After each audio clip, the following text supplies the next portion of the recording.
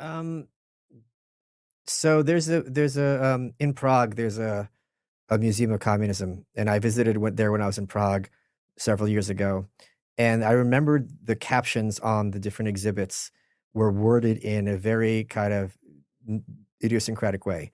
Because in a Western museum, you would have it be kind of scholarly, even the Holocaust Museum, it's going to be kind of This is what it is. yeah, yeah, very kind of emotionless, matter of fact. And I remembered that in this Museum of Communism, because the Czechs were under the boot of the Soviet Union for many decades. It's like, according to this ideology, we would all have food, but in reality, and thanks to their this demented reality, we were all starving. And there was one caption where they talk about how like on the side of a pack of cigarettes it says smoking this will be dangerous to your health. Well, in the same way, living in a communist country would be dangerous to your health. So it was very much like this kind of fu. And I sent my protege Trey was in Prague recently. I go, can you? Because I'm like, I don't. Can you take me photos of the captions? And he went through it, took send them all.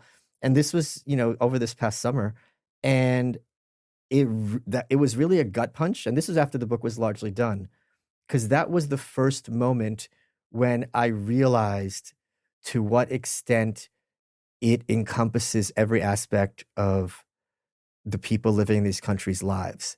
You know, we can't imagine what it's like as Westerners to live in a country where every aspect of your life has to be run through a politically correct filter. Now, people here complain about wokeism or they hate Trump, but you can go to the sports game, you can watch some shoot 'em up movie, Jerry Bruckheimer movie or something stupid. You can watch How I Met Your Mother. There's nothing political about it. It's just, but and we can sit here and talk about how much we hate Trump or we hate wokeism, whatever, and there's no consequences.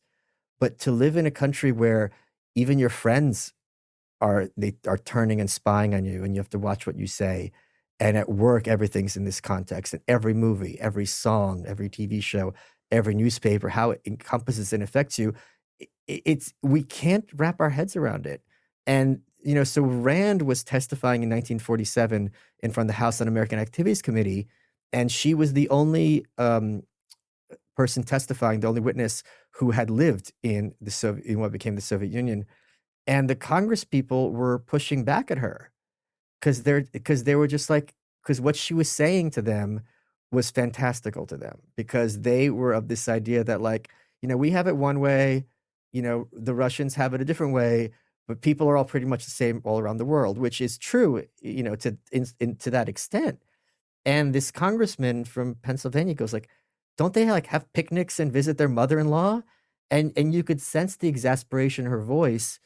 And she says the quote, which is on the back cover of the book, where she goes, look, it's almost impossible to convey to a free people what it's like to live in a totalitarian dictatorship. She's like, I can give you a lot of details. I can never completely convince you because you're free.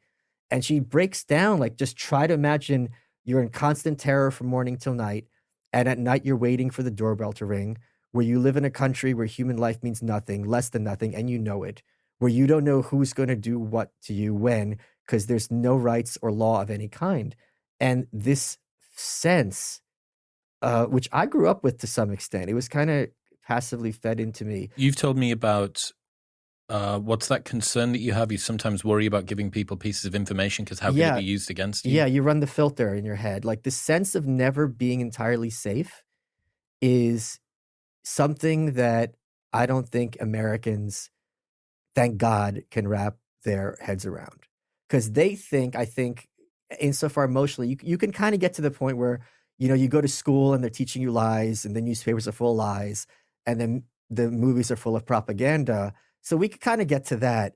But in the sense of, like, there's nowhere else to go, we can't really appreciate what that's like. So that kind of was the theme, trying my best. And again, I also can't, I've been to North Korea, but it's one thing to beautiful country, wouldn't want to live there. It's one thing to visit because I knew I could get my ass out, right?